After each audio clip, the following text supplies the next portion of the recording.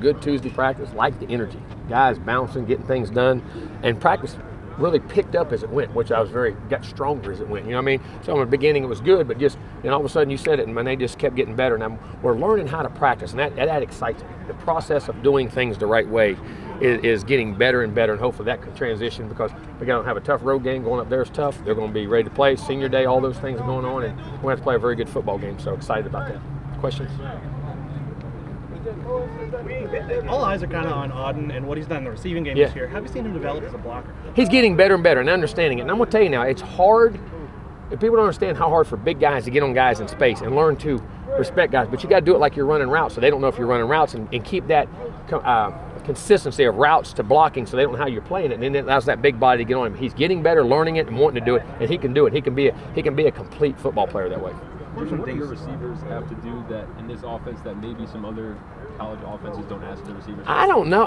Not that I've ever done. It's the same offense I've ever ran for 18 years or whatever, when I've been a coordinator. I mean, you're just required to block, you got to block backers, you got to block safeties. I mean, but when you're in the run game, that's what you're going to do at the next level. And then your routes, by coverage, what you do, I don't think it's complicated. I really don't. And guys, freshmen have all had success, but it's just a commitment. You know what I'm saying? And then you have to be, because most guys, when you come to college, well, they've made got their scholarship from catching balls. You know what I'm saying? They didn't have to be the blocker. They had the ball in their hand all the time. And it's hard. You got to learn to play without the football at the next level, whether you're a back, whether you're a receiver, and then how fast you learn to have to play without the ball to get it at the next level, because it's always been easy because they've usually been the best player on the field. So all those things just take time to develop. For all your years of running your offense, did you ever have to truncate things just because you only get so much time with? Oh yeah, but it's amazing how they pick up. See, if you tell them they can't learn, they can't. It's amazing what they can learn and what they do. But we adapted it all the time. To what guys can do and what they can't do. But these guys they're starting to pick it up, and you see what they can do. Jimbo, Ermar Lane said that Dalvin hasn't talked about the record, but is it easier or harder to not talk about the record at this point? But you don't think about it. I know it's as crazy as this sounds, but you don't think about it as a player, as a coach, because it's not that it's not. It's important after the whole thing's done. It's not important now because it's not about the team or winning the game, and that's the way all the great players react and do, and that's just Dalvin. He doesn't do it. Coach, how's DeAndre coming along after the game? Very, very pleased. He's done a great job, practiced well, his head in practice, making good decisions. I like everything about it. With the couple runs that he had in the last game, has it been just like him getting a little bit healthier to be able to do that, or when we need it, or what we do? Because you got to take a pounding too. You got to take hits, you got to do things, and when the need arises that there's other things that we're not doing, that you have to do it, or that the situation calls for it. Whatever we check to. And how's Trey Marshall doing? Really good, practicing good, playing well, practicing well, doing good. It's gonna be a heck of a trade. I'm glad getting him back out there. Jimbo, is it encouraging that you're not only getting contributions from freshmen, especially on defense, but it seems like just more and more guys are stepping up each and every week? And the productivity. Not just contributions, but the productivity keeps rising, and the more you can put on them, the more game planning, the things you can do, and the way they're, as I say, growing in confidence with what they're doing, and it's getting better, and that's what you got to have. It's an exciting group. That young group is not only a very good physical group, it's a very good intelligent mental group that learns very well, which is one of the key things, very important.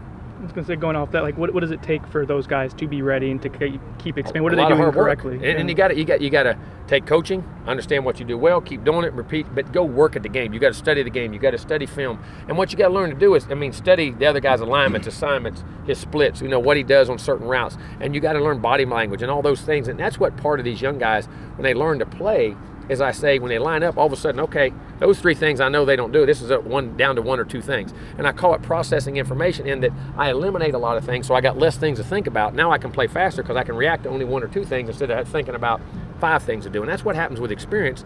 And when young players play, they're going to have some ups and downs just because of that struggle. But these guys are really learning to push past that the second half of this year. Jim, I don't know if there's one thing you could really point to, but what would you say would be the biggest improvement you've seen from your team now compared to when you guys... Mental approach. And understanding the work ethic, it has to happen on this practice field. And you say, well, it's not, but not practicing hard and running hard and being physical. But the attention to detail mentally and the focus issues of how, as I say, for those inches, and like DeAndre said the other day, man, I had, beginning of the year, I had no idea how hard and how disciplined, how well you had to practice, and that, we're sitting there a couple plays from being, really having a super season, or even a couple plays from having a he said, and I said, guess what? It's that way every year. You go look at every team. And I said, he said, now our young guys, he said, I really understand that. He said, a few weeks ago, really understanding that how consistent and the grind and all those things, and all those guys are. I mean, and that's where I'm thinking the mental approach from a young football team to play it, not just good football, but play it championship football. There's a big difference.